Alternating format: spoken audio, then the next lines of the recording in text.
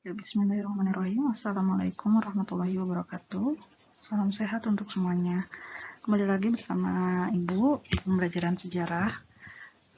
Masih ingat sebelumnya kita telah membahas beberapa jenis-jenis manusia purba yang ada di Indonesia ya. Sekarang kita masuk ke materi baru, yaitu asal-usul nenek moyang bangsa Indonesia. Nah, tahukah kalian, Indonesia merupakan suatu bangsa yang masyarakatnya itu majemuk, yaitu beraneka ragam suku, budaya, dan bangsa yang ada di negeri kita. Kita bisa lihat dari gambar ini, dari Sabang sampai Merauke, betapa banyaknya kan suku bangsa yang ada di Indonesia. Dari ujung sini kita lihat ini ada suku Aceh, dari Aceh, suku Batak dari Sumatera Utara, suku Betawi dari DKI Jakarta, suku Bali dari Bali, dan suku Rote dari Nusa Tenggara. Kemudian ada suku apa ini di Kalimantan, suku Dayak ya.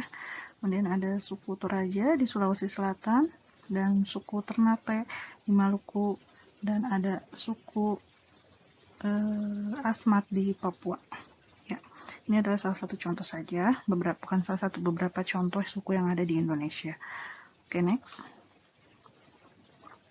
Oke, beberapa suku ini yang ada di Indonesia dan beberapa etnis lainnya seperti etnis Tionghoa, kemudian etnis Arab, etnis India yang ada di Indonesia itu kan tidak semata-mata langsung ada gitu, muncul, pasti ada asal usulnya gitu. Nah, di sini ada beberapa teori yang membahas mengenai asal usul nenek moyang bangsa Indonesia itu dari mana aja sih. Yang pertama ada teori Afrika, kemudian teori Yunan, dan ketiga ada teori Nusantara. Kita bahas satu persatu ya. Oke, ada teori Afrika dulu. Pertama, teori Afrika ini, menurut teori ini itu nenek moyang manusia berasal dari Afrika, kurang lebih 200.000 tahun sebelum Masehi. Ini teori yang sangat paling pertama muncul ya. Kemudian, kapan sih munculnya manusia-manusia itu? Nah, manusia-manusia itu muncul setelah berhasil melewati evolusi hingga menjadi manusia modern. Bisa diingat ya materi yang sebelumnya, yaitu mengenai teori evolusi Darwin. Nah, menurut teori Afrika ini, manusia itu terjadi atau mengalami imigrasi setelah melalui proses evolusi dari manusia yang seperti ini kemudian menjadi manusia modern.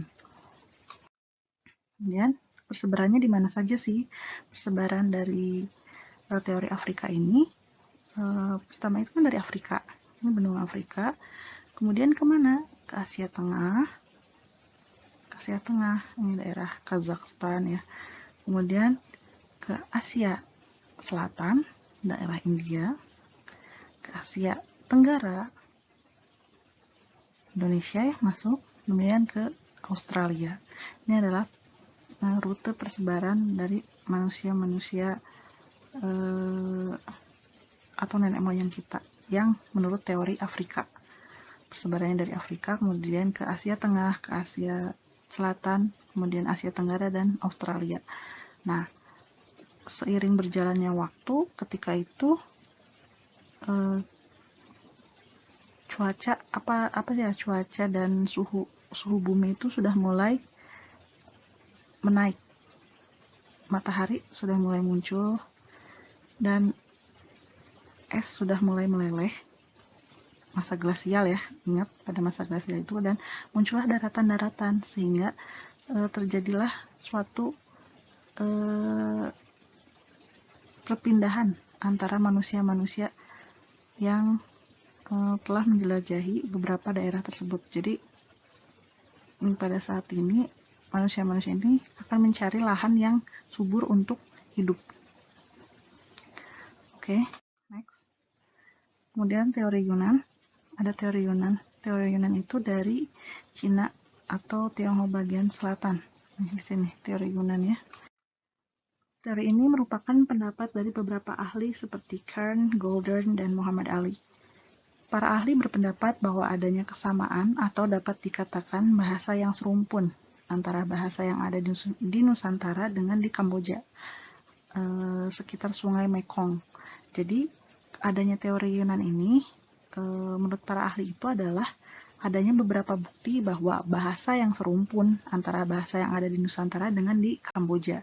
Jadi beranggapan bahwa ternyata nenek moyang Indonesia itu kayaknya dari Yunan deh, dari Cina bagian selatan.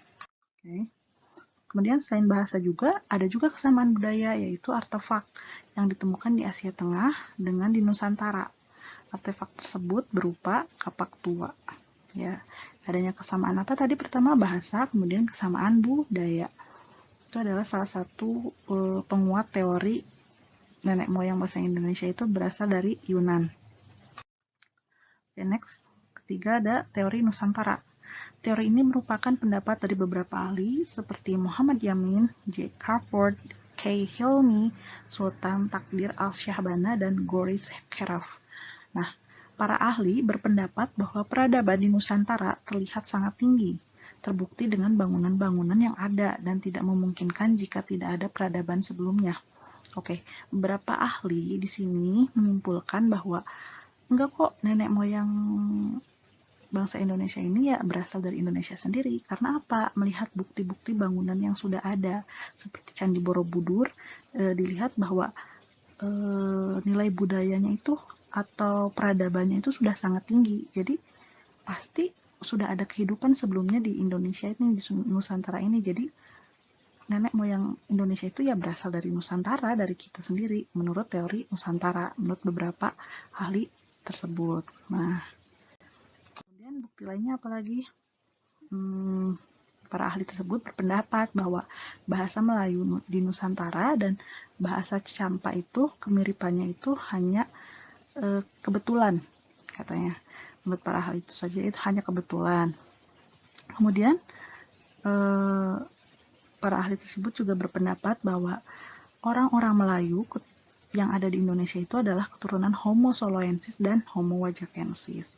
Nah, ini adalah teori dari Nusantara. Jadi ada 3 teori yang menyatakan nenek moyang itu berasal dari, pertama teori Teori Afrika, nenek moyang kita itu berasal dari Afrika. Kemudian kedua teori Yunan, nenek moyang kita itu berasal dari Yunan. Dan kemudian teori ketiga yaitu teori Nusantara,